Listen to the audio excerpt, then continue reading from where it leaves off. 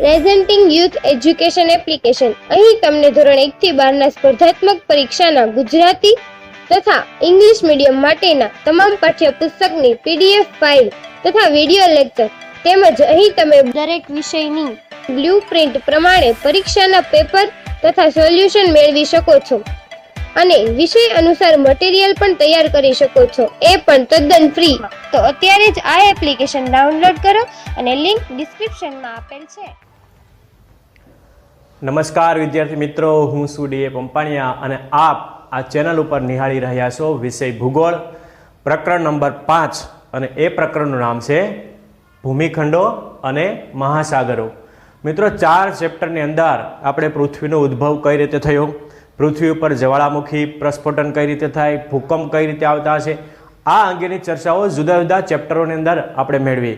આજે આપણે એક નવા જ વિષય સાથે એટલે કે ભૂમિખંડો અને મહાસાગરો, આ પૃથ્વી ઉપર કેટલા બધા ભૂમિખંડો આવેલા છે અને કેટલા મહાસાગરો આવેલા છે, એની ઉત્પત્તિ કઈ રીતે થઈ હશે, જમીનની અંદર સૌપ્રથમ કયા સજીવો અસ્તિત્વમાં આવ્યા હશે, મહાસાગરની અંદર પ્રથમ જીવ કયો અસ્તિત્વમાં આવ્યો હશે, ભૂમિખંડો કઈ રીતે રચાણા હશે, મહાસાગરોની અંદર પાણી કઈ રીતે આવ્યું હશે, આ બધી બાબતોના પ્રશ્નોનું સમાધાન કરવા માટે આ ચેપ્ટર આપણે જાણવું જરૂરી છે.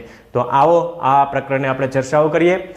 પહેલી શરૂઆત કરીએ આપણે એની પ્રસ્તાવનાથી. પ્રકરણ નંબર 5 ભૂમિખંડો અને મહાસાગરો, ધોરણ 11. પ્રસ્તાવના. આપણે સૌ જાણીએ છીએ કે પૃથ્વીનો ઉદ્ભવ એ સૂર્યમાંથી છૂટી પડી જેમ અન્ય ગ્રહો સૂર્યમંડળના સભ્યો જેમ અલગ પડ્યા, એ જ સમયે પૃથ્વી પણ એના ગ્રહો અલગ પડ્યા હતા અને કાળક્રમે એમાંથી જ એ ચંદ્ર પણ એનો ઉપગ્રહ બન્યો હશે.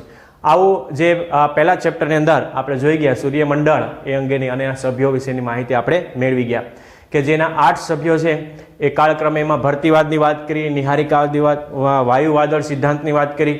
આ બધા સિદ્ધાંતના આધારે એ સાબિત થયું કે આખરે સૂર્યમંડળમાંથી છૂટી પડેલી પૃથ્વી અને એ જ એનો ઉપગ્રહ એટલે કે પૃથ્વીનો ગ્રહ એ ચંદ્ર, એ બંનેનું બંધારણ એ સૂર્યને મળતું આવે છે.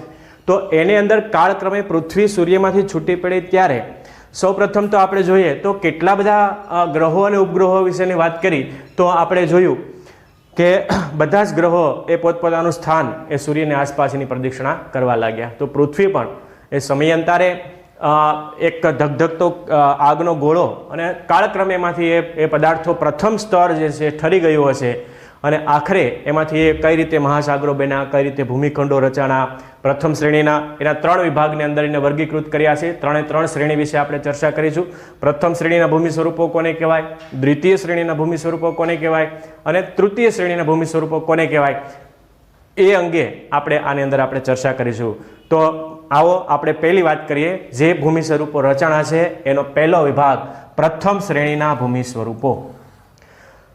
મિત્રો, સૂર્યમાંથી જ્યારે પૃથ્વી છૂટી પડી ત્યારે પહેલા જે સ્વરૂપો રચાણા એને પ્રથમ શ્રેણીના ભૂમિ સ્વરૂપો નામ આપ્યું. તો એમાં કયા ભૂમિ સ્વરૂપોનો સમાવેશ થાય છે? ખાસ અગત્યનું, 1, પૃથ્વીની ઉત્પત્તિ બાદ પ્રથમ જો કોઈ અસ્તિત્વમાં આવ્યા હોય એવા ભૂમિખંડોને પ્રથમ શ્રેણીના ભૂમિખંડ તરીકે ઓળખવામાં આવે છે.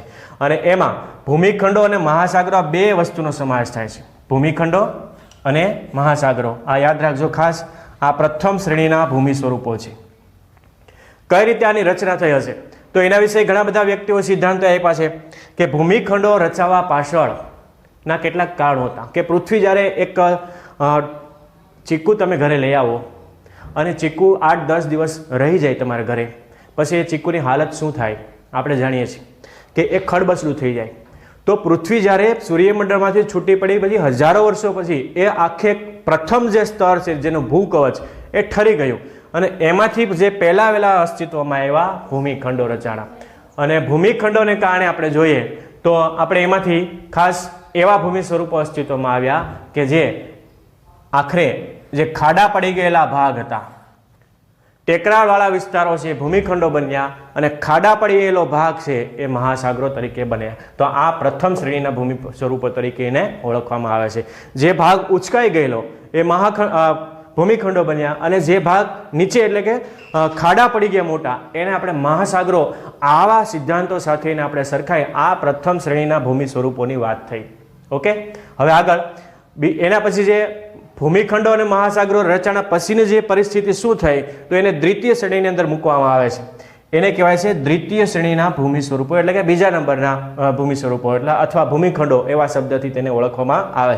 તો તેની અંદર શું આવે તો કે પર્વતો, ઉચ્ચ પ્રદેશો, મેદાનો, ફાટખીણો, આ બધા વિશિષ્ટ ભૂભાગો જે રચાણા તેને આપણે દ્વિતીય શ્રેણીના ભૂમિ સ્વરૂપ તરીકે ઓળખવામાં આવે છે. તો દ્વિતીય શ્રેણીની અંદર પર્વત કોને કહેવાય કે એક ચોક્કસ એનો નિશ્ચિત ઢાળ હોય, સમુદ્ર સપાટીથી એક સરખી ઊંચાઈ હોય, સરખો ઢાળ હોય તેવા ને આપણે પર્વત એની ચોક્કસ વ્યાખ્યા છે. જ્યારે આપણે જોશું પાઠની અંદર આગળ ત્યારે એની એ વ્યાખ્યા એને કેટલા મીટર ઊંચાઈ હોવી જોઈએ, સમુદ્ર સપાટીથીનું લેવલ કેટલું હોવું જોઈએ એ અંગેની પણ ચર્ચા એ આની અંદર કરવામાં આવશે.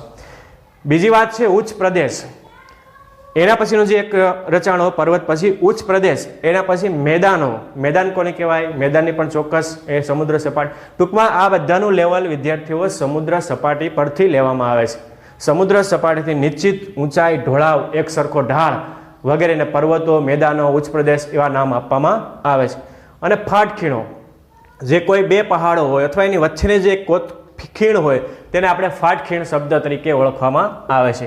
આ બધા વિશિષ્ટ ભૂભાગો જે રચાણાના વિદ્યાર્થીઓ તેને આપણે દ્વિતીય શ્રેણીના ભૂમિ સ્વરૂપ એવા નામથી ઓળખવામાં આવે છે અથવા દ્વિતીય શ્રેણીના ભૂમિખંડો એવો શબ્દ આના માટે વાપર્યો છે ભૂગોળ વેતાઓએ. બીજી વાત કરીએ છીએ હવે એના પછીનો એક ત્રીજો સ્વરૂપ રચાણો, અને ત્રીજો સ્વરૂપ હતો તૃતીય શ્રેણીના ભૂમિખંડો. આની અંદર શું થયું? પહેલા ભૂમિખંડો રચના, પછી મહાસાગરો રચના, પછી પર્વતો આવ્યા, પછી મેદાનો આવ્યા, પછી ઉચ્ચ પ્રદેશો આવ્યા, ફાટખીણો આવી, વિશિષ્ટ ભૂભાગો રચના.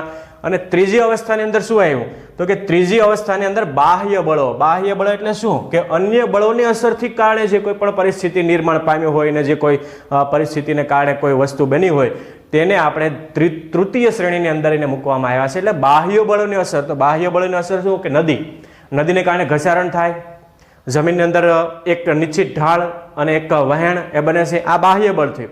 પવન છે એ પવનને કારણે બાહ્ય બળ, પવનને કારણે ઘસારણ થાય છે. તો નદી છે, હિમનદી પીગળે અને એના વહેણ બદલે અને એ જે જગ્યાએ એ અસ્તિત્વમાં આવતું હોય તો એવા નદી, હિમનદી, પવન અને ભૂમિગત જળ વગેરેનો સમાવેશ એ બાહ્ય બળોની અંદર થાય છે. તો આને વિદ્યાર્થીઓ ત્રણ વિભાગને એટલે કે તૃતીય શ્રેણીના ભૂમિ સ્વરૂપો તરીકે ઓળખવામાં આવે.